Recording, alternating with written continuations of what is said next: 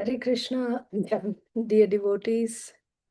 Thank you all so much for joining. I'm very grateful for all of you for taking your time out and coming to this to hear Bhagavad Gita in a nutshell. So, as we see that Bhagavad Gita has been very popular and has changed the lives of many people, not only from India, from around the world. So we are very grateful to His Divine Grace A.C. Bhaktivedanta Swami Srila Prabhupada, who took so much trouble to present this in English and in a way that the teachings are consistent from start to end, and we know exactly how to apply that in our daily life. And he made Bhagavad Gita a household book and also a book that we can use. And more than a book, he taught us how to um, that the Bhagavad Gita is a friend more than a book, and the gateway uh, through through which we can get closer to God, Krishna, and also find answers for our million-dollar questions. So we'll start now with prayers.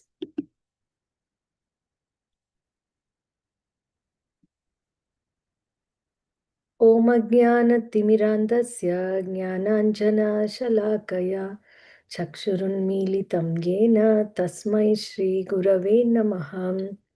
Nama Om Vishnu Padaya Krishna Preshtaya Bhutale Srimate Bhakti Vedanta Swamin Niti Namine Namaste Saraswate Deve Gauravani Pracharine Nirvisesha Shunyavadi Paschatya Deshatarine Jai Sri Krishna Chaitanya Prabhu Nityananda Shri Advaita Gadadhara Srivasadi Gaura Bhakta Vrindam Hare Krishna, Krishna Krishna, Hare Hare, Hare Rama, Rama Rama, Hare Hare, Hare Krishna, Krishna Krishna, Hare Hare, Hare Rama, Rama Rama, Hare Hare, Hare Krishna, Krishna Krishna, Hare Hare, Hare Rama, Rama Rama, Hare Hare. मूकं करोति वाचालं पङ्गुं लङ्घयते गिरिं निर्कृपातमहं वन्दे श्रीगुरुं दीनतारिणं परमानन्दमाधवं श्रीचैतन्यमीश्वरं हरिः ओम् तत्सत्. So we saw the key concepts of Bhagavad Gita, how Arjuna was confused, and Krishna spoke to him about how it's important to know who we are. And then what are we doing here, right? So we saw the concept of um, identifying to know our real identity as spirit souls, and that to see through observation and through various um, factors, that how there is someone in control. Okay, he's created, there is a designer, he's very artistic, and he has created this, and there is a purpose for that. And also we saw the laws of transmigration. And the first thing Bhagavad Gita dispels us is uh, dispels our fear of death. Because instead of understanding that we are going to non-existence, Bhagavad Gita gives the answer that it is a finish of one chapter and entering into other. So also Krishna explains how at the time of death, the shirt of the gross body, the body, the dress, which is the gross body, which is like a dress, is given up, and the soul with the subtle body goes into another gross body. So how we saw that the human life is very precious among the so many species of lives, because we have this opportunity to question. Throughout the generations, many philosophers in many different cultures have questioned, but now we have the concrete answers also for the questions. Who am I? And then why am I suffering? Right? Uh, if we don't wake up to the reality that this life, of course, there is happiness also, but in the mixture of happiness and suffering, if you take an average of it, it tilts more towards misery, right? The mind, the impressions, we have stored in more miserable impressions than happy impressions. Although happiness is there in this world, but uh, but it is in such a proportion so that an intelligent man will have an impetus to ask, why am I forced to suffer like this? And what is the remedy for this? Right? And also, we saw how the miseries in between birth, death, old age, and disease, seeing that as a suffering that one has to find solution for, is a very important item of knowledge.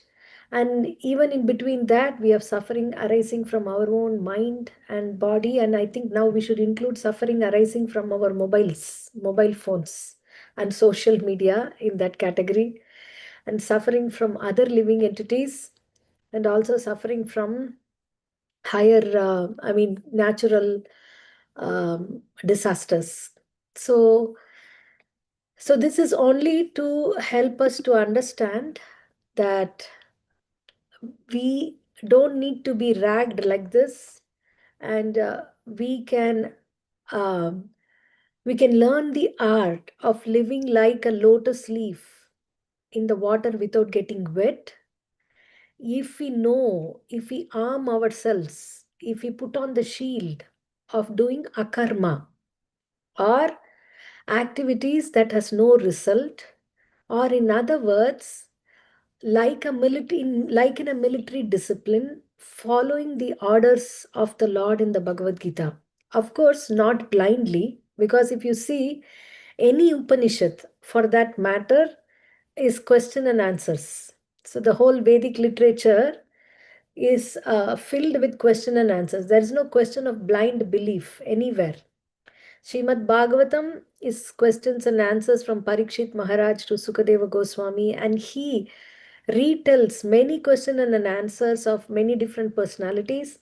And if we see, Bhagavad Gita is actually over in the second chapter, because the second chapter, the title is Contents of the Gita Summarized. It's over. But thankfully for us, Arjuna kept asking questions. Almost every chapter in the beginning of the chapter is a question by Arjuna, and Krishna answers that. And then, so that's why we got the whole 18 chapters, which is filled with nectarian philosophy, which shows us the multifaceted personality of who God is. So, Bhagavad Gita basically talks about 5 topics: about God, about ourselves, about the nature that we are in, material nature, and about karma, that is activities and the reactions, and about the time factor that is controlling this whole material world. So it is Bhagavan, Jiva, Prakriti, Karma, and Kala. These 5 topics are discussed and the interactions with them. So with the view that we can see how the mind of the God, the heart of God, is reaching out to us through this book. So this is a higher dimensional science. It is science. Why? Because there is observation, there is experimentation, and there is realization. All these things is there in while we are undergoing this process. And what is the aim of Bhagavad Gita? Not only that, do your duty, don't get attached to result. That's a very one small part of Bhagavad Gita called Karma Yoga. But actual essence of Bhagavad Gita is to make us happy and peaceful always, and to realize that there is a person who's a supreme personality of Godhead, who's a supreme controller, and who's our dearmost friend and well-wisher. And also through Bhagavad Gita, we can know the love of God for us, and we can also awaken the love that we have for Him from within our heart. So Gita is basically Gita. First G stands for God. So, I mean, before opening Bhagavad Gita, I also had no clue. If someone asks me who's God, I would prefer to say I don't know or I don't care, because nothing is clear. But Bhagavad Gita says we are not all in all, there is God in control. And I is this body is not all in all. We as a soul exist within the body. So it is important that we get the currency that matters to us. Why, by the time we leave this world, we should have enough amount of currency, because nothing in this world will come with us. That everybody know. But how to collect the currency in the bank balance, that matters. Right? We saw some reincarnation stories in India and outside also. So, I mean, what they, even if we would remember the previous life, it's a source of trouble only. So even the remembrance of the previous life would just cause trouble. Then you can imagine anything else, material assets, anything else of what value it is. So we travel with our subtle body, mind, intelligence, and false ego. And, so it is important that in this life, we give importance to the permanent eternal soul, which is ourselves. And the temporary material body should be preserved so that we can perform our spiritual duties very nicely. The mind should be filled with desires that will not bring us down. The intelligence should be filled with spiritual wisdom from Bhagavad Gita. So at the time of crisis, we would be able to think about the teachings of Gita. How is it possible if we don't read every day? Isn't it? And the false ego, that which we carry, if we can transform that to the original ego, that who we are, that we'll see in this session, then we will get a spiritual body. And that is an opportunity that is available to all human beings, irrespective of country, age, caste, creed, anything, gender.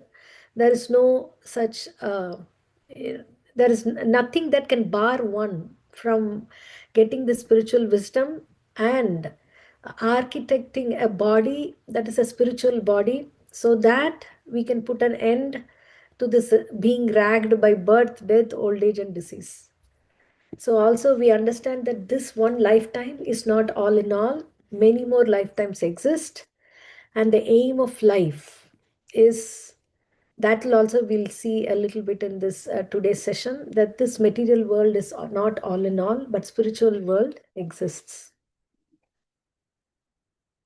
So when Bhagavad Gita, although is spoken by Krishna, is not called Krishna Gita, Krishnera Gita.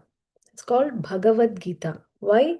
And every time when Lord Krishna speaks, he was not referred to as Sri Krishna Uvacha. Arjuna was referred to as Arjuna Uvacha, but Krishna was referred to as Sri Bhagavan Uvacha. And so we will see why he was called Bhagavan and why Bhagavad Gita is called Bhagavad Gita. So there is an attraction principle in this material world. We'll cover these topics as much as possible. If we are not able to, we'll continue tomorrow. So what is the attraction principle? If we try to answer this question, who attracts us in this world? Nobody can say that nothing attracts me in this world. I am just, living just like that. No, somebody is attracted to someone beautiful. You see, that's why, sometimes the profile pictures, they don't put their picture, but they put the pictures of their Bollywood, Hollywood icons, who are very beautiful. They want to keep seeing them, put big posters of them. And then someone is attracted to someone who's strong, uh, and or somebody is attracted to someone who's wealthy. Why? Because these are present in God in oceanic quantity.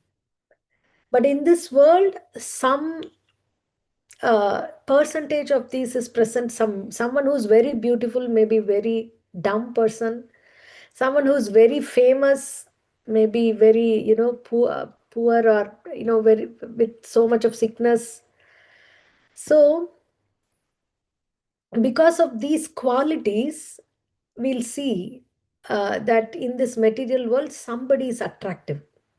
But no one can claim that I am supremely attractive, right? A person who's wealthy, you see, he's on constantly being caught up by many others.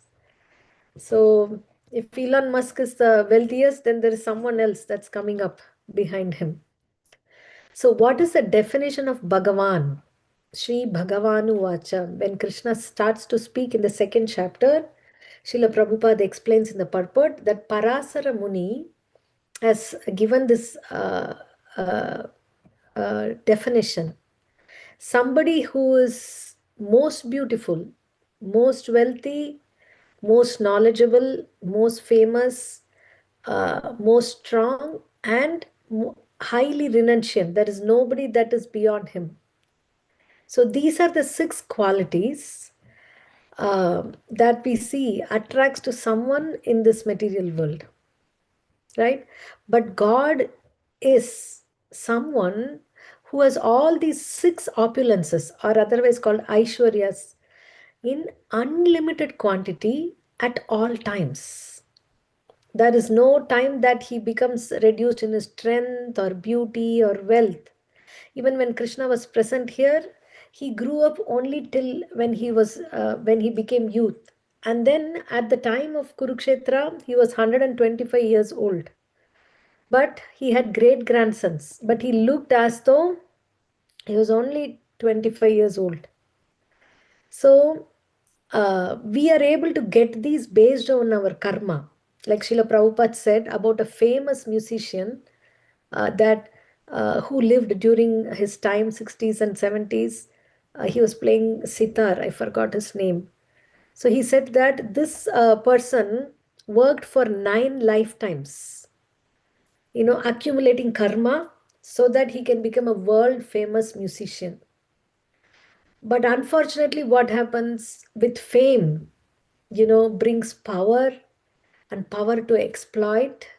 And with a heart which is running behind sense enjoyment, they tend to do anything and everything and waste that life. Like Tiger Woods, if you see, he has, written so many confessions. How, what he did when he was, it's not easy, a person to write like that, but that's the truth.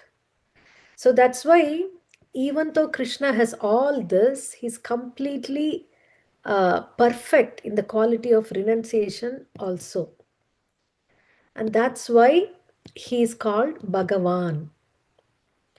Bhaga means opulences, Van means one who possesses. So it appears 28 times in the Bhagavad Gita and more, I think close to 140 times or even more in Srimad Bhagavatam. So in terms of wealth, someone may say that, I am, I have lakhs, I have crores, or I am Arabpati, I have an island. But, who can say I am Lakshmipati? There is no rotation of that. Somebody can be Crorepati and someone else will become Crorepati after some time. But Lakshmipati is always Narayana. Lakshmi Sahasra Shada Sambrama Sevyamanam Govindamadi Purusham Tamaham Bhajami. And Lakshmi, we know as a goddess of fortune, And everybody, there's no one who have not want Lakshmi in their house, wealth and opulence. And that Lakshmi is doing Pada Sevanam to Lord Narayana.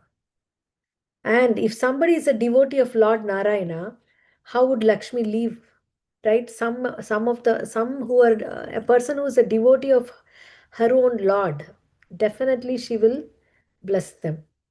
So these are the six opulences of the Lord, and there is beauty for some time, but after like 16 years, there is beauty, and then after 26 years, when it starts going away, it gives more misery, and there is more time and effort spent to hold that beauty. So we know how, it's like a curve. People become beautiful, and then the beauty goes. Similarly, wealthy, somebody else is ready to knock off that position. And knowledge, we see the Nobel Prize. Why every year a new person gets a Nobel Prize?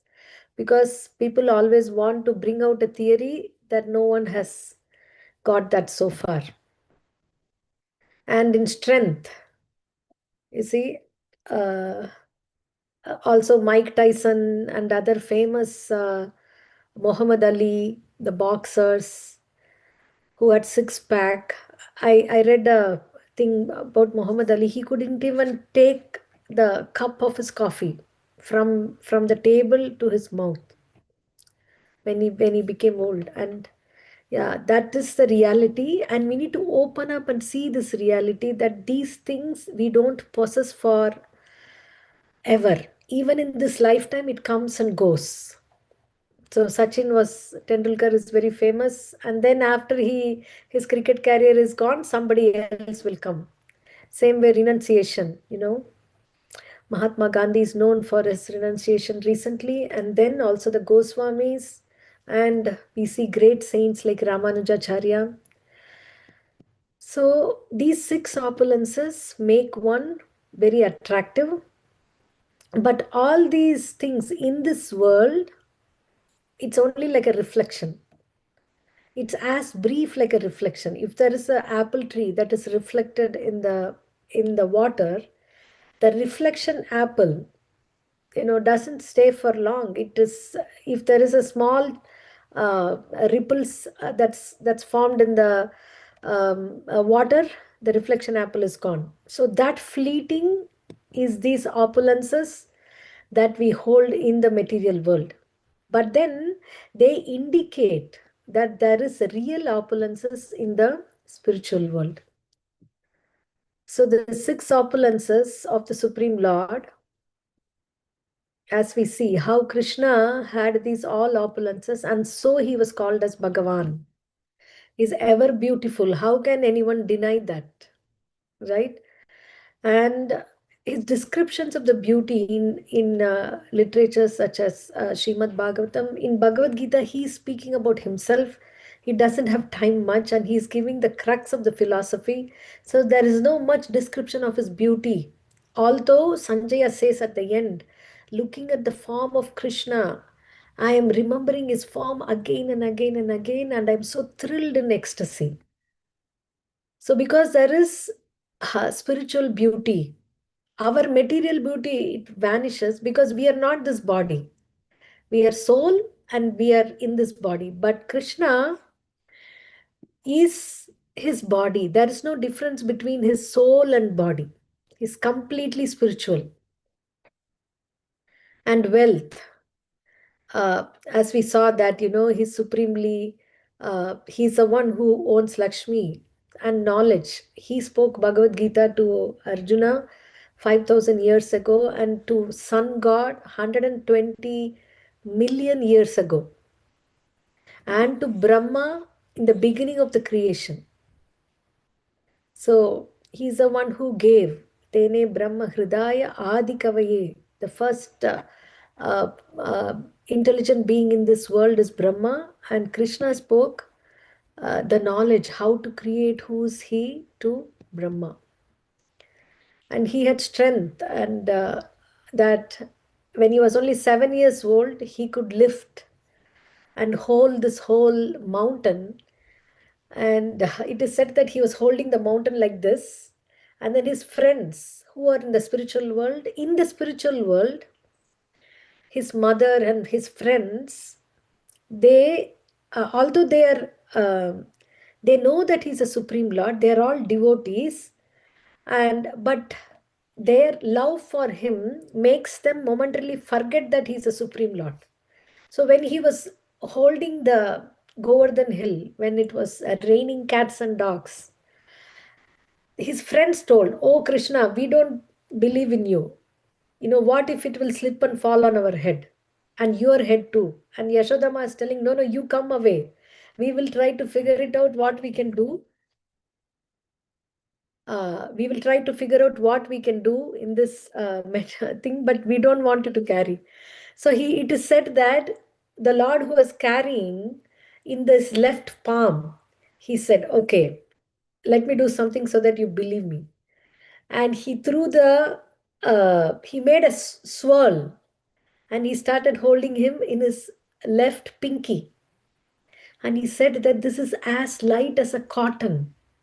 You see, just for you to, I don't even need to hold it, but for you to, not worry about it, I'm holding it. So that's when he switched from his palm to his little finger, is what the acharyas say. So he could hold it for 7 days like that and prove that he's a protector of his devotees. Anyone who has taken shelter of him, he doesn't let them down. That is strength. And then he was famous from the beginning of he announced before even he was born, when his uncle was driving the chariot of his mother Devaki, there was a voice from the sky. And it said, "Oh Kamsa, you're a fool. You're driving the chariot of your sister, whose eighth son will kill you." And Krishna only arranged that the Devas said that. So Kamsa immediately tried to kill Devaki, put them in jail. So his his when he appeared, it's not like an odd. Who will see a movie if it is just like, they're getting up hero, nothing, no spicy things happen at all. It's like a normal life, and then the end movie closes. That's not a movie. But that Krishna, what he comes here, he shows the trailer of what is there in the spiritual world. In spiritual world, every minute he makes it adventurous and interesting. So he was famous even before he was born, and then he's continued to be every uh, minute that he performed pastimes here increased his fame. And then he was so um he had this quality of renunciation also. When he was very young, he used to do menial service. He's bringing the slippers of his father Nanda Maharaj on his head, and he's welcoming his friend um, Sudama, and not only that, he's washing his feet with the water and also his own tears. So that is how the Supreme Lord is moved by the love of his devotee. That is a reciprocation. Here in this material world, everybody wants to be the topmost. In the spiritual world, there is a constant competition between Krishna and his devotees. The devotees want to serve Krishna the best, and Krishna wants to serve his devotees the best. And so it is blissful. There's no tinge of lust, anger, greed, pride, arrogance, envy, jealousy. No. Spiritual world is bereft of this. There is no a tinge of this thing at all. So, although he is a supreme lord possessing everything, is completely renounced. So nobody can be, and he possesses all this in unlimited quantities. And that's why he's called Bhagavan. And in 10.41 Bhagavad Gita, this is the shloka that he says after explaining the opulences. The 10th chapter of Bhagavad Gita is opulences of the Supreme Lord. Yad yad vibhuti mat sattvam Srimad urjitam eva va tattad evavagachatvam mama tejamsha sambhavam. So whatever you see in this material world, it's just spark of my splendor. So we see the position. That's why he's coming as Bhagavan, and he's able to dispel by the ignorance and confusion of Bhagavan, of Arjuna, and of all of us also. So now what is our position with respect to him? He is boss and we are das. Boss is not a very nice word in this material world. Nobody likes this word called boss because it has a negative connotation. But the Supreme Lord is such a lovable Lord. We'll see that nobody wants to give up his service. So we are the spirit souls. And what is our real identity? Krishna is saying, Mamaivamsho Jiva Loke Jiva Bhuta Sanatanaha Manaha Sashtanindriyani Prakritistani Karshati. Actually, you are my part and parcel. Even this body doesn't belong to us, right? Then whom do we belong? And someone asked a question, the soul leaves one life and then goes to another life. And are we here to simply continue this life after life? No. Krishna says, Mamaiva Amsha, you are my part and parcel. But, and you are eternal, Sanatana, Jiva Loke, Jiva Bhuta Sanatanaha. You are the superior principle, the living entity is a superior principle that is moving this material world. But what happens? Manaha Sashta Nindriyani. With the mind, it becomes six senses. Shashti is six, Indriyani is senses. Actually, we have five senses. We saw how the five senses are like five horses. And with the mind, it becomes a six senses. And with the six senses and the mind, what we are doing, are we controlling and having a happy ride here? No. Krishna says, Manaha Sashtani Driyani Prakritisthani Karshati. Situated in this material world, we are struggling because the mind is pulling us in one direction, senses are pulling us in one direction, we want to go in one direction, and then there are so many other things that's happening. So he is very lovingly calling us. You are my part and parcel, and you are my eternal servants. So we can think, why can't I be God? Right? God is not a position like a prime minister or president to occupy. Nobody becomes God. God is God always. That's the nature of God. And what is our nature? As parts and parcels of Lord, our nature is to cooperate and serve the whole. Just like even in this material world, we see that the students in the school has to abide by the rules of the principal, and then in turn, if they are good students, they don't bunk the classes and they don't do anything to get suspension, they get their livelihood, they get the degree.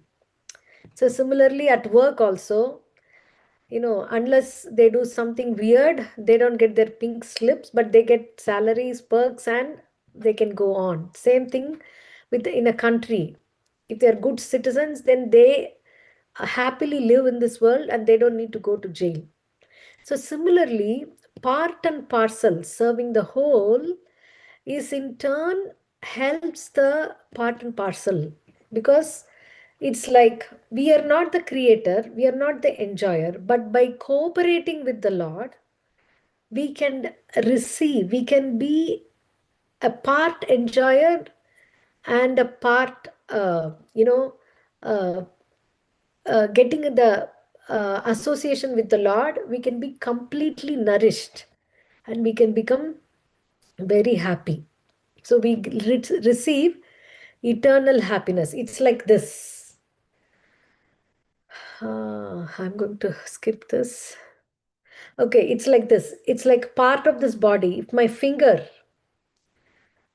is cut off from the body, then the finger has no value, right? It's just a piece of flesh, and then there is no responsibility, duty. There is no life, and there is no existence for the finger. But if the finger is in part of this body, then how much it can help, do so much, cooperate with the body, and ultimately what happens? The finger is alive. the finger gets nourished, right? So just like if the water is given to the root of the tree, then the branches, the leaves, everything gets nourished. We don't need to separately, water the leaves and the branches. Similarly, the food is taken by the hand, chewed by the mouth, but then ultimately goes to the stomach. And how? Because the stomach is the that center principle, and when the food is gone to the stomach, what happens? The whole body is nourished.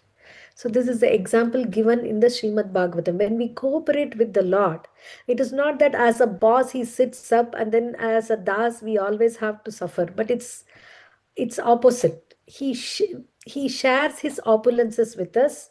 He shares his eternal happiness with us. And we are originally Satchit Ananda, eternally blissful, eternally knowledgeable, and eternally happy when we obey God's laws. When we rebel God's laws, then we get our own, it's like crossing the red light. Crossing the red light, the cop will come. Similarly, there are red light in our character, in our behavior, in maintaining our own body. Someone may ask, who is God to tell what should I drink and what should I eat? Because this body is designed by him and he knows what is good for us. So if we follow the diet that is good for us, then ultimately we live a long life and healthy life. Right? So just do it is animalistic mentality. Whatever it comes to your mind, just do it.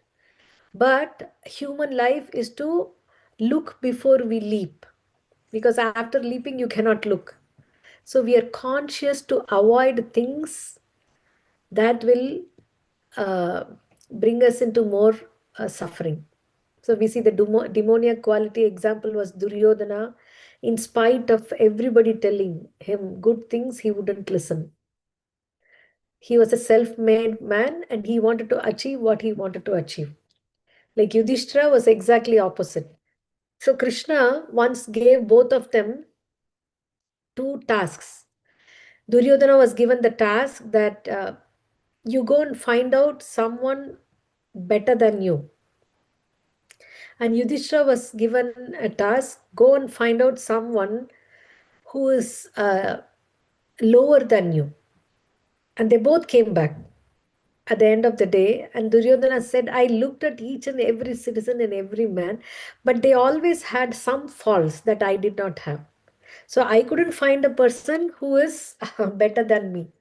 And Yudhishthira and said that when I looked at someone, I always found some quality in them that I didn't have. So I couldn't find anyone better than me. And so that is the divine nature, right? And he was uh, rewarded rightly. And one more concept that Bhagavad Gita especially dispels is we generally think that God is a light, God is energy. And if you ask anyone what is moksha, they will say that after this life we are liberated, we merge in the Lord, we merge in the light. But interestingly, that's not what Bhagavad Gita says. Krishna says that he is a person. How God can be a person? Can he be a person and also can he be present everywhere? Yes, that is the inconceivable potency of the Lord. Just like if you take an MNC that is managed very well, there is a person behind running it, right? But he is not personally present in every office of Microsoft around the world.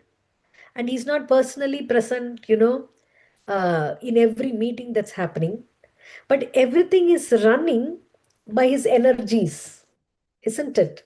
So he has made a system, he has made a hierarchy, and ultimately he's a person, but he's present everywhere through his energies. He's a person and he's managing a worldwide organization. Similarly, a country is governed by elected party, and the prime minister is not present in each and every state.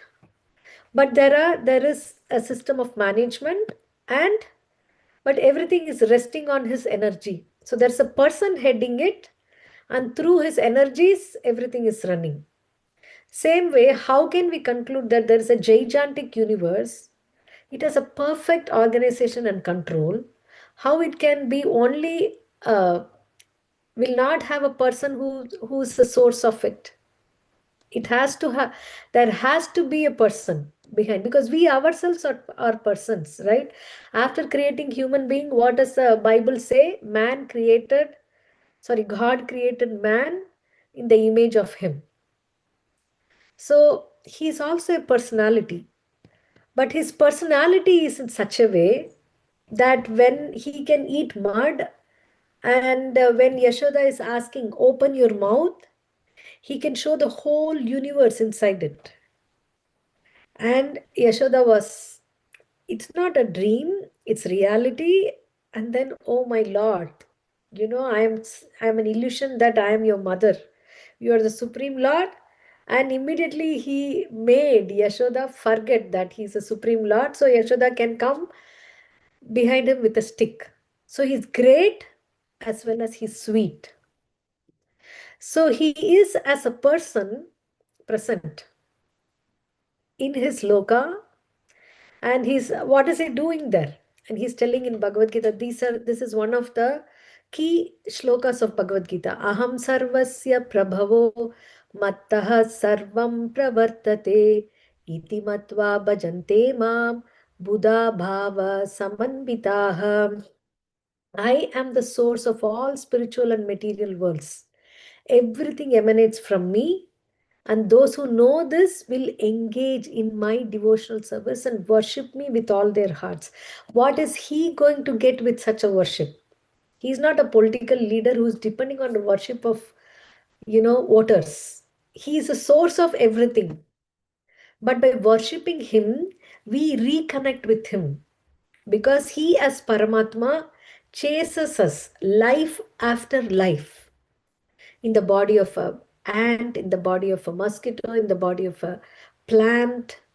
Wherever the soul goes, Paramatma is with him, facilitating his journey and waiting for us to turn to him.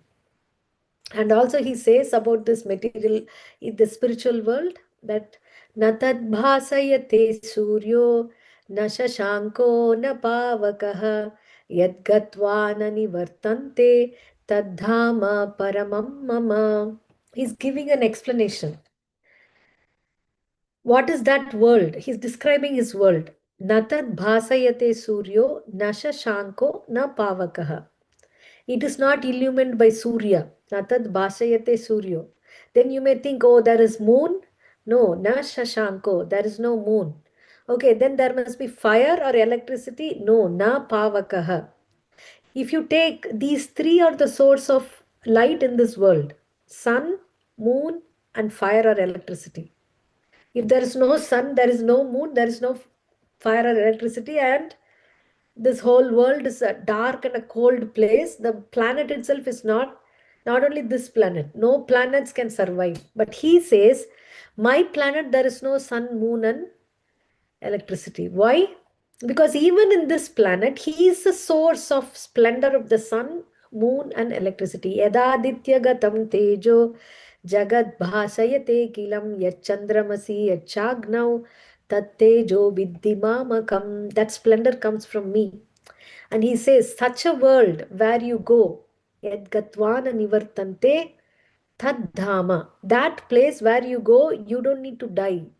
You don't need to come back. Tadhama paramam. It's the supreme abode of all planets, and that is my abode. If we imagine, whom will we invite to our home? Some friends, some relatives, somebody who's close.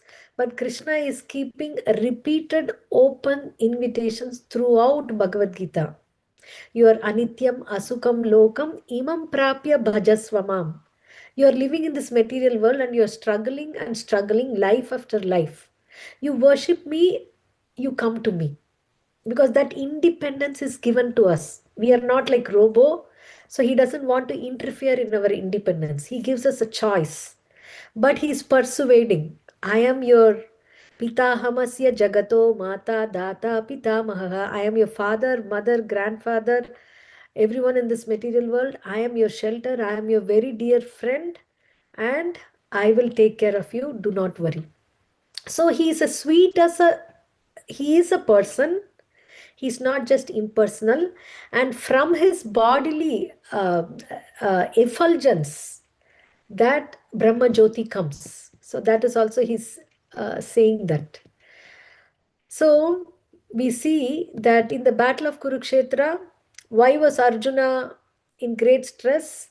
Because he was calculating according to his own idea, like pretty much what we do in our lives. Okay, I can only do this much, and this is my lifetime, this is what I have. And then always there are things that's beyond our ability, and we get stressed. Oh, what would I do if this happened? And this is happening to me. How do I take care of it? But when he um, was so much lamenting, this is all Arjuna is telling in the first chapter. My bow is slipping in my hand. I'm feeling so sweaty and my whole body is trembling. My mind is reeling. And he's telling, I'm forgetting myself. He was attacked in all levels, physical, mental, intellectual also. Sometimes when there is a stunning news you receive, in one moment you will forget who you are. So he was like attacked in all the levels. And but when Krishna spoke Bhagavad Gita, Krishna spoke in such a nice manner. He didn't force him. He didn't dump on him. He patiently answered all his questions. And finally, he gave him a choice also. I have answered all your questions. Ete ichasi tata kuru. Now you deliberate on this and then do whatever you feel like.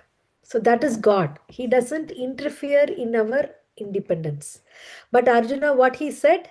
He said, Nashta moha smritir labdha tvat prasadan maya chuta. Nashta moha smritir labdha. I got my remembrance back and my illusion is gone. By what? By your mercy. Sthitosmi gata sandeha. I am situated firmly without any doubt. Karishye vachanam tava. I will do according to what you tell. What you have told me, I will do. That was Arjuna's change of attitude, and he was completely clear, free from his emotions. And Arjuna was put into that illusion so that Krishna can speak Bhagavad Gita to all of us. So actually, we will also attain the same thing. If we know the art of reading Bhagavad Gita day by day, we will become closer to the Lord and we will be situated. We'll always have victory and happiness. That's the last shloka of Bhagavad Gita. So Arjuna told, Krishna told Arjuna, okay, you surrender to me and you can be free from all sufferings and ultimately you can attain the spiritual world. So when we are distributing Bhagavad Gita, people will ask, oh, one more book to keep at home. And they will tell that, I will not even open the book. Why should I get this book? But this is what we will say. This is the 78th verse of the 18th chapter.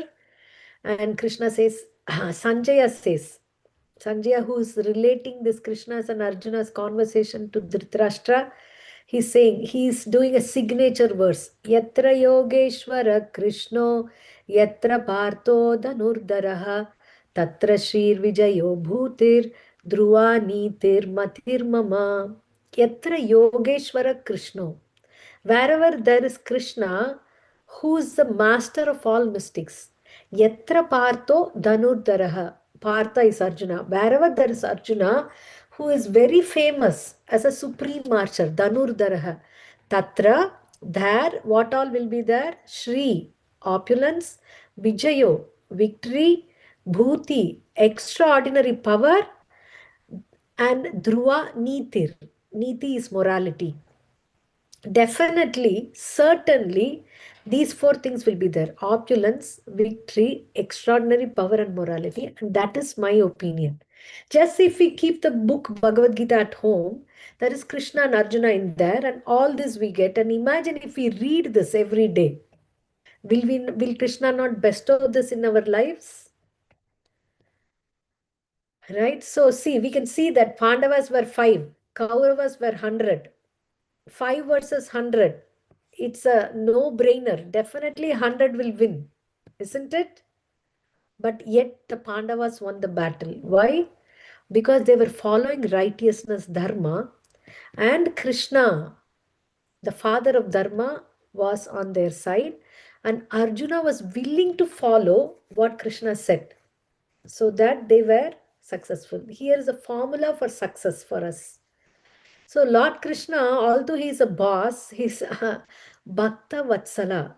Why? Because he's having affection like parents towards his devotees. So he's a protector of his devotees.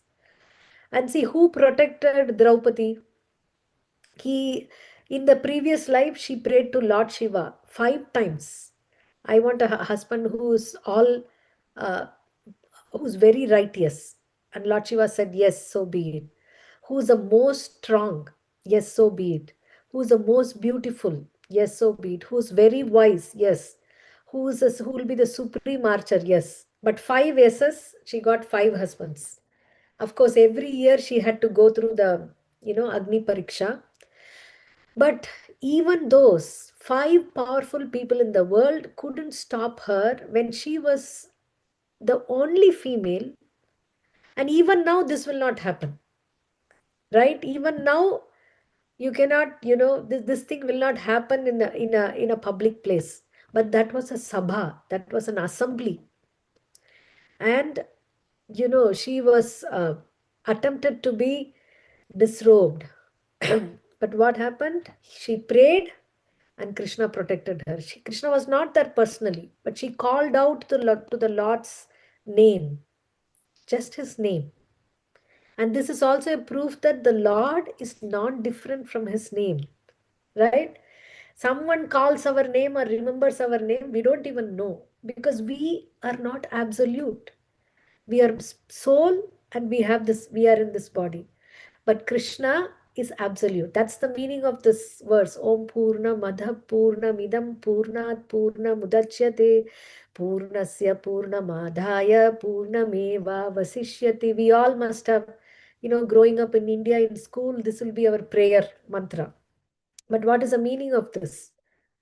That supreme absolute truth is complete and perfect.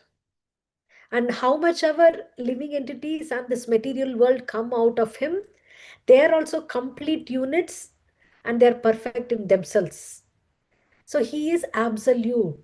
He's never depleted of his resources. That is this nature. So now we saw that as an Atma, unless we develop, we blossom this relationship with Krishna as the strongest relationship, then we are going to go to another family and again continue this. And that is our dharma. So we learn what is Sanatana Dharma, Dharma of the soul. We as living in this body, we all have the duties, right? As a mother, then I take care of the family, I take care of the children, I take care of the home and all those. Yes, that dharma shouldn't be given up because that is based on my psycho-physical condition. But that doesn't mean the next life, if I'm going to be a dog, then what this dharma, that my dharma will be completely different. But the dharma of the soul is that no matter what our psychophysical dharma is, we develop the relationship and do loving service to the Lord, and that will satisfy us completely. So how we will see this? No one can claim that they are not loving someone in this material world at any point of time, right? We have some affection for someone and we live for someone. We live for, families to be together. We love family time, or we love to be with friends, like we love to be with pets. If someone has said that, okay, you're given whatever you want in life, but you need to be alone in an island, you'll not be able to see any human being. They tried this. They put someone in a room alone for 30 days. He became mad. So if you see, everybody's dharma, what you can say, all living entities, even a tiger. See how affectionate the tiger to its own cub. So the living entity's dharma is service to others. Like a tree. Tree has no emotions. But an apple tree doesn't eat apple. It's not producing fruit for the tree to consume. It's serving the other, human beings and other animals and birds. So we cannot find one living entity who's not serving. Hindu may change faith to Muslim, Muslim may change faith to Christian. But can anyone say that, that I'm not doing service to no one? No. So if we want to, find out what is the dharma of someone, then we can conclude that serving is the dharma of every living entity, service. But unfortunately, at the present condition of our life, our service, even if we love someone, we always like to be with someone, but even in this life, we see that it keeps changing beyond our control, right? It is temporary, it is true, it is nice, but it is temporary. But we can make those relationships permanent if we direct it through the service of the Lord. So, if we put our loving and serving propensity in Krishna, then we will be loving and serving our family and our society very nicely. One may ask how. Generally, a person who is interested in spiritual life is known to become a sannyasi. He would go away and this family will be in misery. No. A devotee of Krishna will see the family as part and parcels of Krishna. We'll see everyone. I mean, we are trained to see everyone as part and parcel to Krishna, as spirit souls. But family is especially given to us by Krishna to serve. So they are serving with more service attitude than demanding attitude. If you see in families why there are problems, because everybody wants to be the center of service. There is a complaint, I do more and you don't do that much, because everybody wants to receive more than what we serve. But if a family where there is serving propensity is more, then each one serves someone without expecting anything in return. That will be a happy family. So dharma means nature. So what is the nature of sugar? There is no sugar that is salty, or there is no salt that is sweet. So nature of sugar is sweetness. Nature of salt is saltiness, to be salty. Nature of ice is to be cold. Water is to be liquid. Similarly, it is the nature of soul to serve God with unconditional love. That's what we expect, right? If someone does a business transaction with us, we are not that pleased. But if someone has helped us without expecting anything in return, are we moved? Why? Because that is our nature. We look for unconditional love. And unconditional love is given by the Lord, who is eternal. So the soul is eternal, God is eternal, and so the loving relationship between the two is also eternal, no matter which uh, body we take. This relationship between the Lord and the soul is never cut, and that's why it is called Sanatan Dharma. But why haven't we realized that now? Because we have forgotten that. There was one case where, somebody had some heavy hit in the head and he forgot who he was. There was like John and Dan, and then I think they were famous singers. I think Jan or Don, Dan, someone was driving a car and had a hit and he forgot his name, forgot everything. And somebody was maintaining him like he was taking care of him, and he heard Suddenly his own song play in radio. This was long back during the radio times, even before TV times. And then he realized, oh, this is my song. And then I am Dan. Then they connected together. So when we are forgetful, then we don't remember. So now we are thinking that, I am this body and I belong to this family, this country, and that's it, nothing more.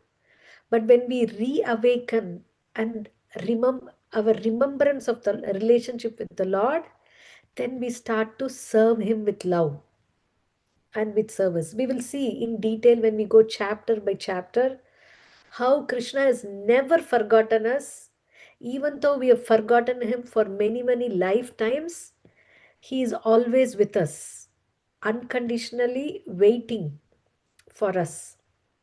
So it is good to be in a family, but there has to, if the family is God centered, then there will be less trouble. But if there is any other center, a spouse centered family, then suddenly there will be problems between those two and others. Family centered, then there will be problem between one family and another. Money centeredness, nothing matters more than money. And workaholic, this has broken many families. So somehow we create one of these centers which will not satisfy us at all. It is not that we should not have a car or a house or money or family or spouse or work. But the problem is when we think that that is all in all and make that as a center of our life, then we are frustrated, and around us also everybody is frustrated.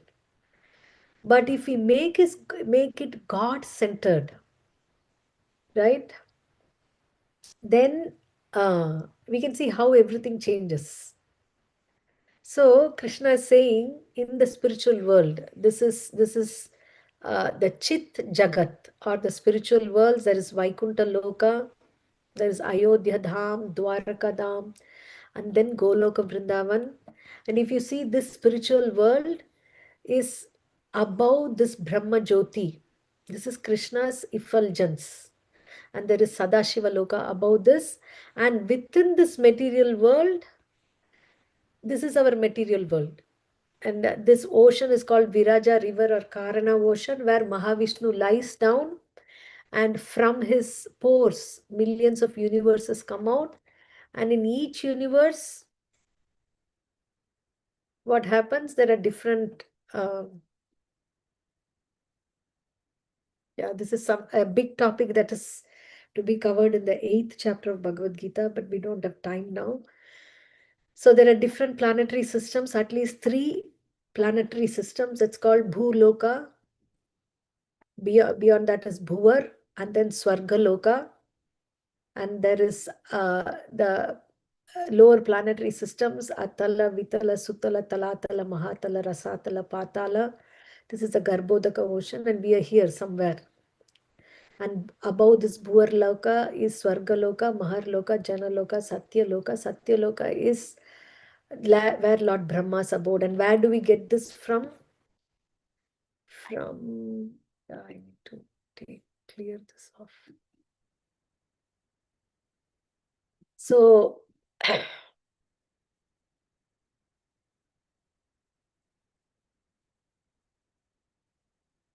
where do we get this information from? From Srimad Bhagavatam, 5th canto. I think 15 chapters are dedicated to explaining where is the sun, where is the moon, where are all these planets, and how much distance are they from each other, and who is residing in what planet, all this. But the whole of this, from Brahma Loka up to Patala Loka. That's why Krishna says, A Brahma Bhuvana Loka Punar Avartino Arjuna. Wherever you go, you'll be kicked out. After the life term is over, then again you'll be kicked out. But Mam Upetya tu Punar Janma. What is that?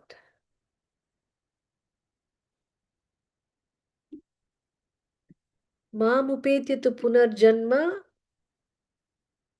Mam Upetya tu Kaunteya. That is this place. If you go out of the spiritual world, Punar Janma na Vidyate. Yeah, so each universe has this. This is in essence, we will see it later on. And the second canto of Srimad Bhagavatam. श्रीविष्णवे च विद्महे Creation. वासुदेवाय धीमहि तन्नो विष्णुः प्रचोदयात्। ॐ।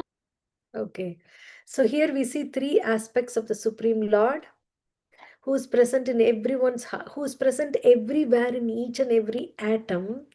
So he's omnipotent and omnipresent.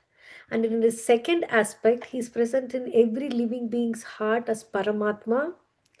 And his highest aspect, he's present as a Supreme Lord, a personality like you and me, whom we can see face to face, dance with him, interact with him. The gopis are dancing with him, the gopas are having fun wrestling matches with him, Mother Yashoda is cuddling him.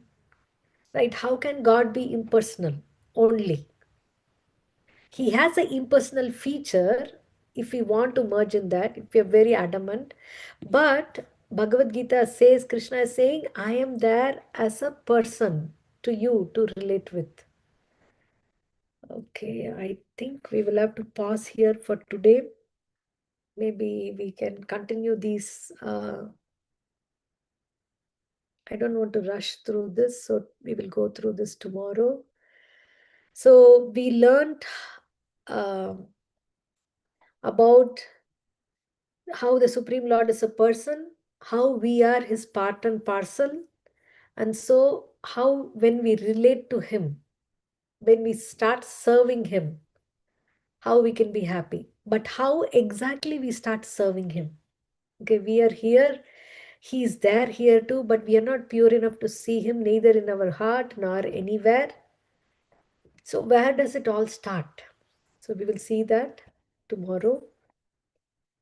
So we are very grateful to Srila Prabhupada for giving us this knowledge. We will chant 11 times Hare Krishna Mahamantra.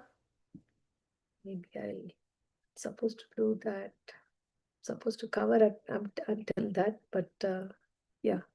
So let's chant this mantra 11 times. You can be on mute. And then tomorrow we'll do more.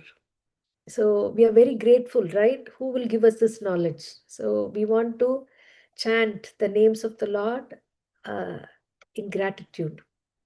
And the meaning of this mantra is man means mind, tra means deliverer, delivering of the mind. Always the mind is constantly in anxiety, constantly thinking about something that is a source of anxiety. What this mantra does, it cuts off the mind and the anxiety and comes in between. That's why it's a deliverer of the mind. And mantra is a mystical sound energy encapsulated in syllables, and it is not manufactured by someone. It is given in the Vedas. Like we saw Om Namo Bhagavate Vasudevaya, Om Namo Narayanaya. Like that way in Kali Yuga, this is a mantra that is recommended because there are no hard and fast rules to chant it. The other mantras like Gayatri mantra, it is necessary that we should have showered and we should chant in the mind, and we should chant during the Sandhya time.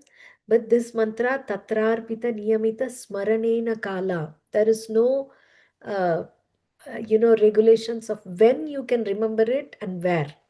Anywhere, anytime, in the middle of the night, wearing shoes, without taking a shower. Anytime we can call. And the meaning of this mantra is we are going to reconnect with the Lord.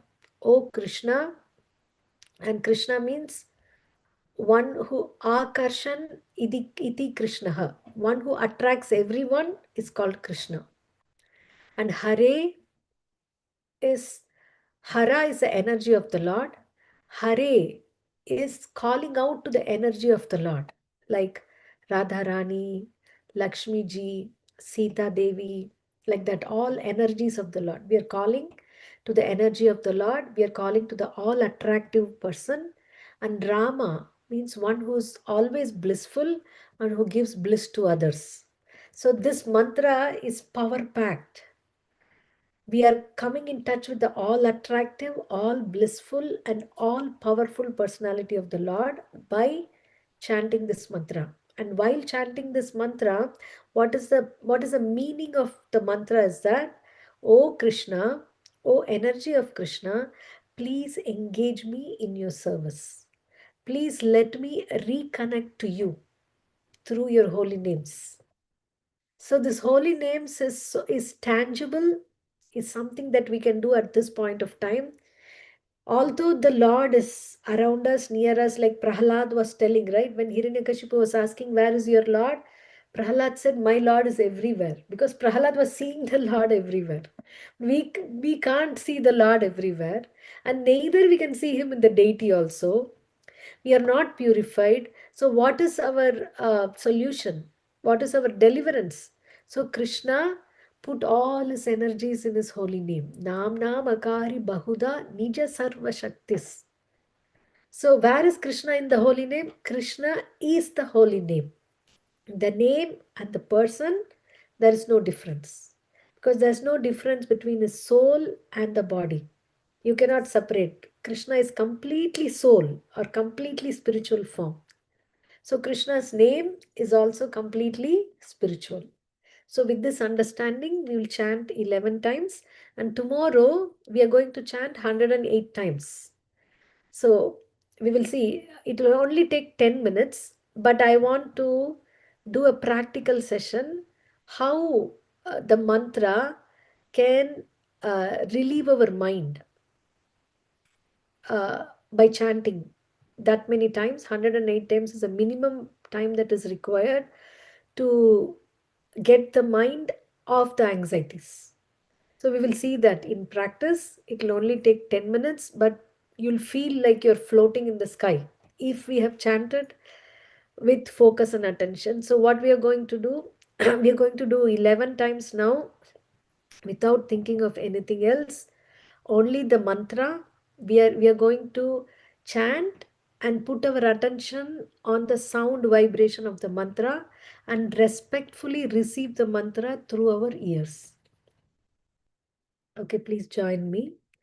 Hare Krishna, Hare Krishna, Krishna Krishna, Hare Hare, Hare Rama, Hare Rama, Rama Rama, Hare Hare, Hare Krishna, Hare Krishna, Krishna Krishna, Hare Hare, Hare Rama, Hare Rama, Rama Rama, Hare Hare, Hare Krishna, Hare Krishna, Krishna Krishna, Hare Hare, Hare Rama, Hare Rama, Rama Rama, Hare Hare, Hare Krishna, Hare Krishna, Krishna Krishna, Hare Hare, Hare Rama, Hare Rama, Rama Rama, Hare Hare, Hare Krishna, Hare Krishna, Krishna Krishna, Hare Hare, Hare Rama, Hare Rama, Rama Rama, Hare Hare, Hare Krishna, Hare Krishna, Krishna Krishna, Hare Hare, Hare Rama, Hare Rama, Rama Rama, Hare Hare, Hare Krishna, Hare Krishna, Krishna Krishna, Hare Hare, Hare Rama, Hare Rama, Rama Rama, Hare Hare, Hare Krishna, Hare Krishna, Krishna Krishna, Hare Hare, Hare Rama, Hare Rama, Rama Rama, Hare Hare, Hare Krishna, Hare Krishna, Krishna Krishna, Hare Hare, Hare Rama, Hare Rama, Rama Rama, Hare Hare, Hare Krishna, Hare Krishna, Krishna Krishna, Hare Hare, Hare Rama, Hare Rama, Rama Rama, Hare Hare, Hare Krishna, Hare Krishna, Krishna Krishna, Hare Hare, Hare Rama, Hare Rama, Rama Rama, Hare Hare. Srila Prabhupada ki jai. So thank you, devotees, for chanting with me and your patient listening. So if you have any questions, you can put that in the chat or you can raise your hands. Okay. So you, sir. Hare Krishna. Hare Krishna. Like you were explaining the meaning of the mantra, you said Hara is energy of Lord. Mhm. So when we are chanting, we don't say Hara, we are only saying Hare. Yeah. So we are calling in a vocative form. We are calling. Hare. It becomes when you call, it becomes Hare. So that's how the mantra is given in the Upanishads and also in Kali Santarana Upanishad. It's given like that. So that is why this mantra, there are no rules and regulations. It's like calling your son or calling someone whom you love, right? So we are calling Krishna with love and a feeling of surrender. So that's why there are no, rules and regulations to follow. Okay. And one more question I have. So you said we have to stay in soul consciousness. We are souls, Mm. not body. Like, Uh, you know. So when we are remembering Krishna, we remember Krishna like as a soul, or we have to visualize him as a body. okay. When we chant, we don't remember Krishna. We just we just receive the sound vibration of the mantra, or we can see the mantra. So in our, if we want to, what is our identity? We are Krishna's part and parcel. That means like children are part and parcel of the parents, right? Children has come from Mhm. parents, but still they are individually existent. They belong to the parents. So similarly, we belong to the Lord. We are not this Mm. body, we are soul, and the soul is not just light. We have a spiritual form. Just like God has, Krishna has a spiritual form, we also have a spiritual form. So when we chant the mantra, we remind ourselves that I belong to Krishna. I am eternally related to Krishna. And he is my master. I am his servant. Okay. Is that okay? It's like, Okay. now I'm explaining how gulab jamun tastes. If you have never tasted gulab jamun, how much ever I explain, it will not, it'll look like it's going above the head.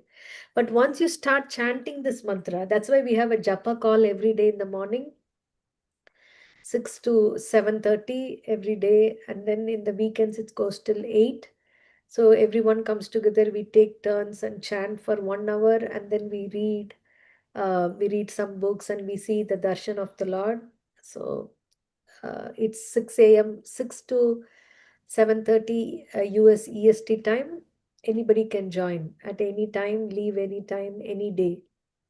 So when you practice this, then it's like, you are tasting the gulab jamun yourself. So when you chant the mantra, you will experience that. And then, these things will solidify as an experience.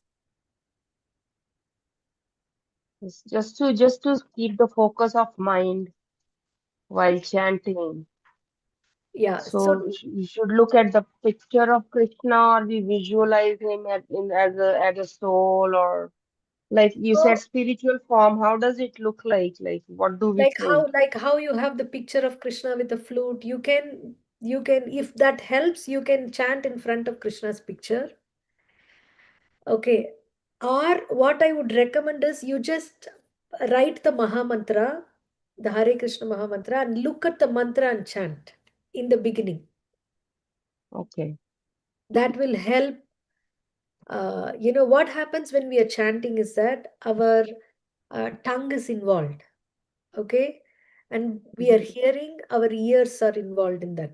That's why it's important, the most important, whether we are looking at Krishna's picture is secondary. The most important is to hear the mantra, to put attention on the mantra that is coming out of our mouth and receive the mantra through our ears. So by chanting, tongue is involved. By hearing, ears are involved. By touching the beads, like we usually chant in beads. If not, also it's fine. You can count with your fingers. So there is some touch sense involved, and by looking at the form of the Lord, the eyes are involved, or the form of the mantra, or you can close the eyes and think of the mantra or the sound vibration. And the last thing is the smell. That's why when we go to the temple, we offer some incense, we offer some flowers. So there is a fragrance is a prasad of the Lord. Nowadays there is aromatherapy, right? So if you go to any ISKCON temple, after Aarati, they will give you the flowers to smell. So that Yes. is purifying. So in this way, five senses are like five horses. This japa, while we chant aloud, it's important to chant aloud, not in the mind. Little loud, not very loud, loud enough for us to hear that. So all the five senses are actively involved in that, and it's easy to capture the mind like that.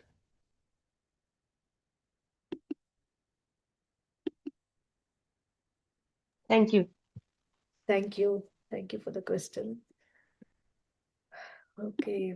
So, will the Lord love you no matter what body the soul takes? Yes, obviously. It's like, the child sometimes is with no dress, sometimes very wonderful dress, sometimes with torn dress. But for the mother, she sees only the child, right? Not the dress.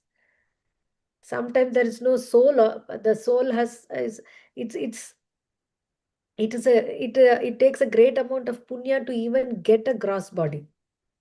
Some people don't have a gross body because of so much of sinful activities, and then there is only soul and the subtle body, and that is ghostly existence, because we cannot see the soul, neither the subtle body, and that's very miserable. But Krishna is there, uh, you know um, in the delivering them also. There is a story, Gita Mahatmya, in the 11th chapter, how uh, a person becomes a Rakshasa because he did not help someone he's supposed to be. And then how he was someone who chanted the 11th chapter of Bhagavad Gita and sprinkled water on him. He got into Vaikuntha, and not only that, whomever he ate also, they also got Vaikuntha. So like this, doesn't matter whether somebody is in a Rakshasa body, ghostly body, animal body, anything. Krishna is there, and Krishna loves everyone. Okay. A Zoom user again. Are you able to unmute? Okay. Asha Mataji. Oh, I have one more question. Like after death, is it we take the human form only, or it can be anything like animal? Like if I'm doing bad karmas, I feel that animals they don't suffer because they don't have that many senses. Or like there are a lot of people says, oh, when you die, you again become human because humans they can experience the sufferings more like more than animals. Right. You know what? We are seeing from one perspective, but actually, animal life is more suffering than human life. Why? Because animal life, at least we can live peacefully in the home. Animal life, there is no peace for any animal. Constantly, when the deer is trying to drink water, it has to see whether there is a lion that's coming and capturing me. And constantly all the animals are in fear. Then you may say lion is not in fear. No, once it becomes a lion, lion is constantly hungry. It has to kill some animal to eat. And so, see, animal life doesn't have karma because there is no responsibility. And a important uh, chance is not given to them. Chance to understand why I am suffering and to find a solution. Like you and me can do this, but animals cannot do this. Why some soul has to be in the animal form, some we should be given a human form. So animal life is when a human person is not using using his human life to behave and do activities like animal life, then obviously he's given an animal body.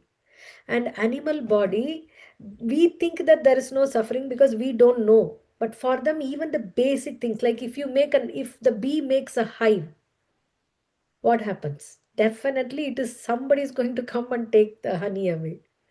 And if the bird makes a nest and puts eggs in that, it has to make sure that there are no snakes that come and eat. So same way, animal life is fearful life. That is what is described. And they don't have a chance to understand and to go back to God, to end the cycle of birth and death. Animal life has no chance, which is not very good. Human life, even though we have suffering, we think, uh, but we have the solution also in our hands, not to be affected by the suffering. So that's why it is important to retain the human life. What one has to do to retain the human life? Neha Bikrama Nashosti Pratyavayo na vidyate Swalpamapyasya dharmasya trayate mahato bhayat. Swalpamapyasya dharmasya. Even if we do little advancement in spiritual dharma, like we were seeing what is dharma, Sanatan dharma, we have somehow chanted the holy names of the Lord, and all of us have spent this many 4 days at least in understanding what is Bhagavad Gita.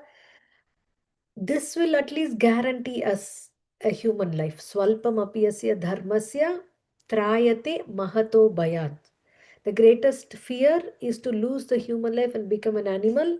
And animal life, it's only one life after another until the suffering period goes. Then one is given again a human body. Is that okay?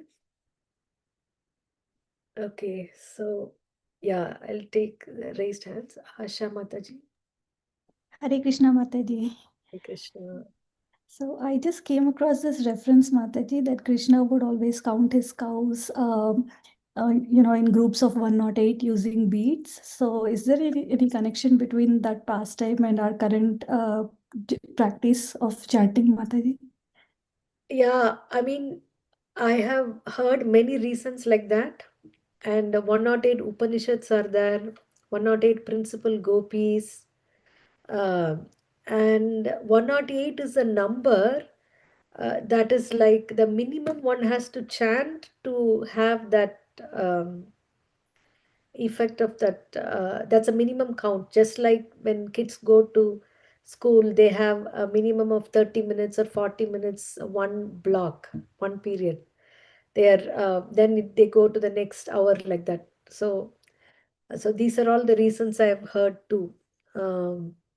And that's why we see, if you have Vishnu, Narsimha Ashtotra 108 or Ganesh Ashtotra, Durga Ashtotra, they're different names, and they are in grouped as 108.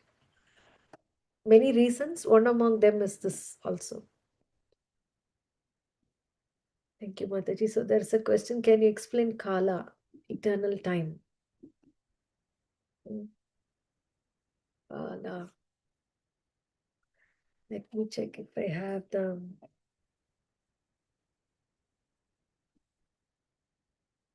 It's not in this presentation, but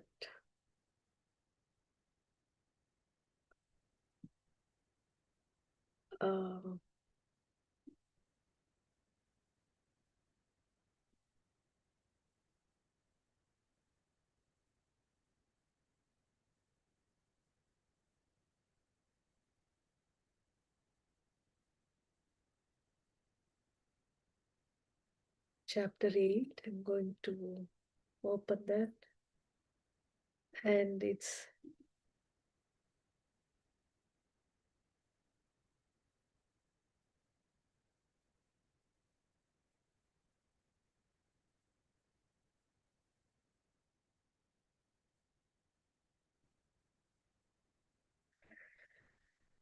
okay. Let me screen share this.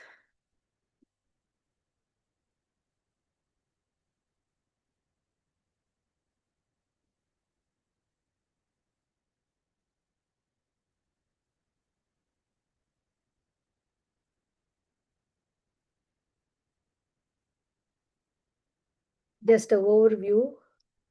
After Krishna says that from Brahma Loka to Patala Loka, wherever you go, there is repeated. Are you able to see my screen?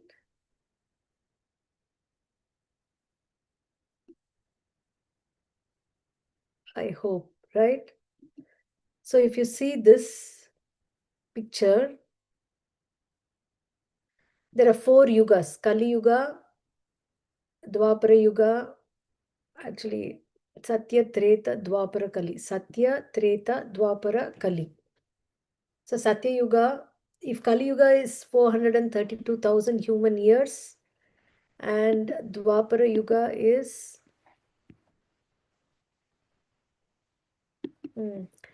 Dwapara Yuga is 2 times Kali Yuga, Treta Yuga is 3 times Kali Yuga, Satya Yuga is 4 times Kali Yuga. Okay, one Chatur Yuga or Divya Yuga is all these years, all these yugas put together. Satya, Treta, Dwapara, Kali. So this is 4 plus 3 plus 2 plus 1. So this is 10 times Kali Yuga. The total of 4 yugas is 4.32 million years. Okay, and 1 day of Brahma. There is 1 day of Brahma. The 12-hour day of Brahma is thousands of Chatur yugas. Satya, Treta, Dwapara, Kali. Satya, Treta, Dwapara, Kali. Like that way, 1,000 times the 4 yugas repeat, and that is 1 12-hour day of Brahma. That is 4.32 into 1,000 million years. Then 1 night of Brahma is again 4.32 billion years, because the same. 1 day and 1 night is the same. So 1 24-hour day of Brahma, only 1 day of Brahma is these two together 8.64 billion years. And 1 year of Brahma is 360 such days. This is the calculation. 1 lifetime of Brahma is 100 years of Brahma. 1 year is 360 days, like this way 100. And this is what is the calculation. So this is the duration of the universe, 100 years. And what is that? It's not breath, it's a typo. 1 breath of Mahavishnu, BREATH. So there is 311 trillion 40 billion earth years. This is Kala. And in terms of Manvantara, I didn't explain that because that's a little complex, but still 1 day of Brahma, there are 14 Manus. And each Manu rules for 71 Divya Yugas.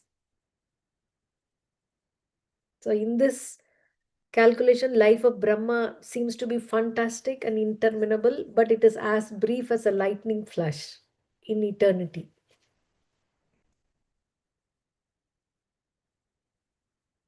Does it give a little sense? And how many years more of Kali Yuga? We are only 5,000 years left. There are 427,000 years more left for Kali Yuga. Once Kali Yuga is over, again, Kali Yuga is the 4th in the 4 Yuga, then Satya Yuga starts again, the next cycle. Satya, Treta, Dwapara, Kali, like that. Is that okay?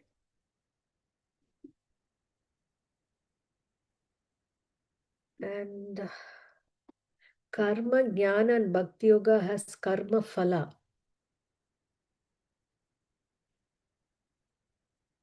I didn't understand your question. Karma Phala is the resultant reactions of karma. And in Bhakti Yoga, we do everything as a service to the Lord. Whatever we eat is prasadam. That will be covered tomorrow. How important it is to eat prasadam. Not only when we go to the temple, we can cook and offer at our home also, so that we eat. That is karma free food. Okay, so like this, right from eating to driving to doing everything is done as a service to the Lord. So there is no reactions to our activities, no karma phala in Bhakti Yoga. In Karma Yoga and Jnana Yoga, also Karma Phala is not there, but it takes a long time to advance, and both of them are not practical in this age of Kali. What is practical is Bhakti Yoga, because that's easy to do. We don't need to change anything. We can just add the Bhakti in our lives, and then it becomes Bhakti Yoga. If we were not humans in every birth, then why is that people we have in our life? Spiritually said, we have previous birth karma.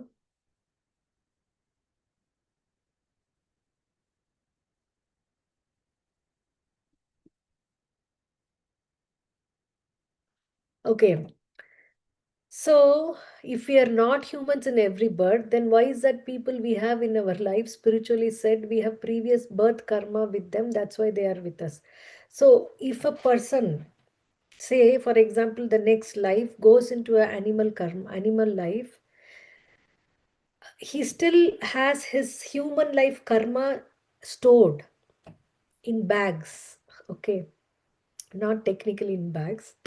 So, after he completes the term of the animal, then he gets a human body, and in that human body he's put in a family or with in a society, in friends, depending on his previous karma that he has when he was a human being. That is, it will carry forward after um, the animal life is over. So that's why it is said you can never, you know, it's hard to find out, trace the beginning of the karma.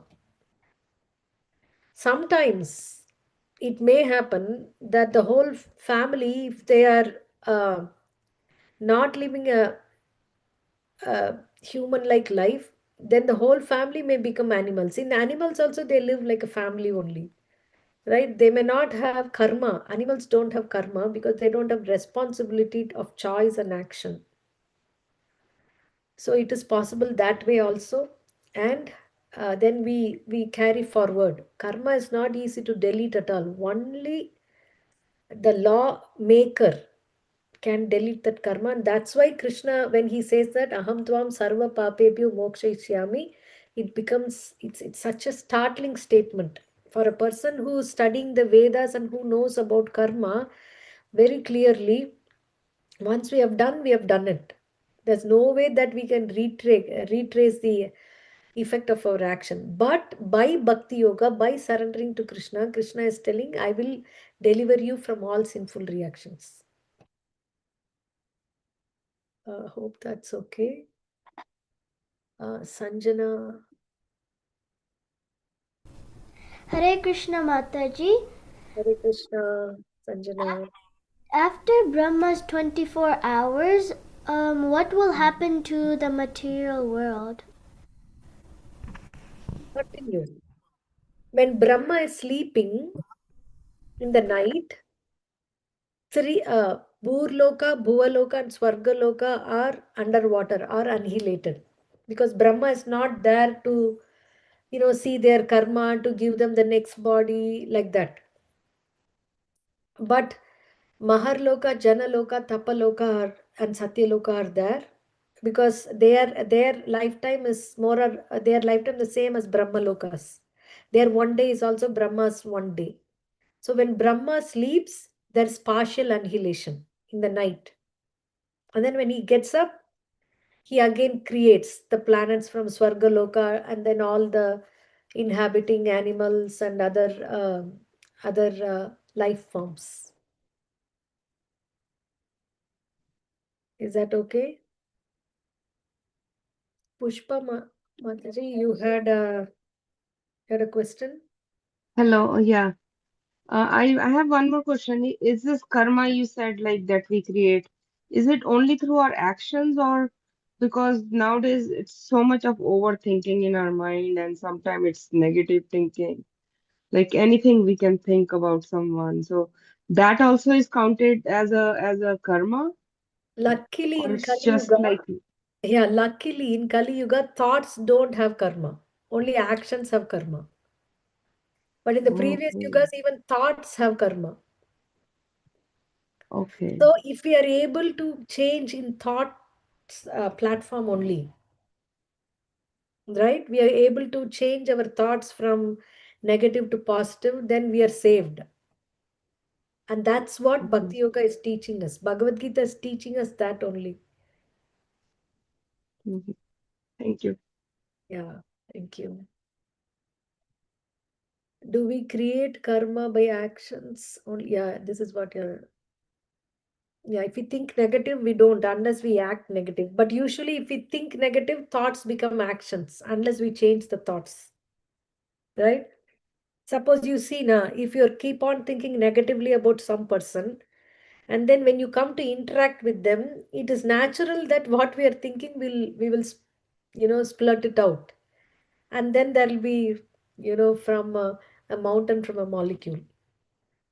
So Bhagavad Gita teaches us this, the art of thoughts, how we function, how we act, how we can, save ourselves from the messy situation, like that. It relieves us from so much. Like, we don't want to do certain things and we have some traits which we hate, but like they cling to us like bubble gum. And if we, bubble gum, if you try to remove with this one hand, it gets stuck to that.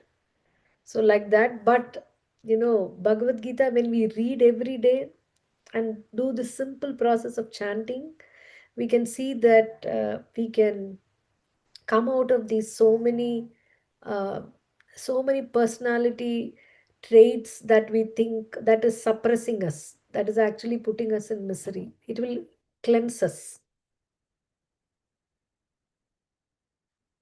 uh, okay, anybody else, anything, any other question?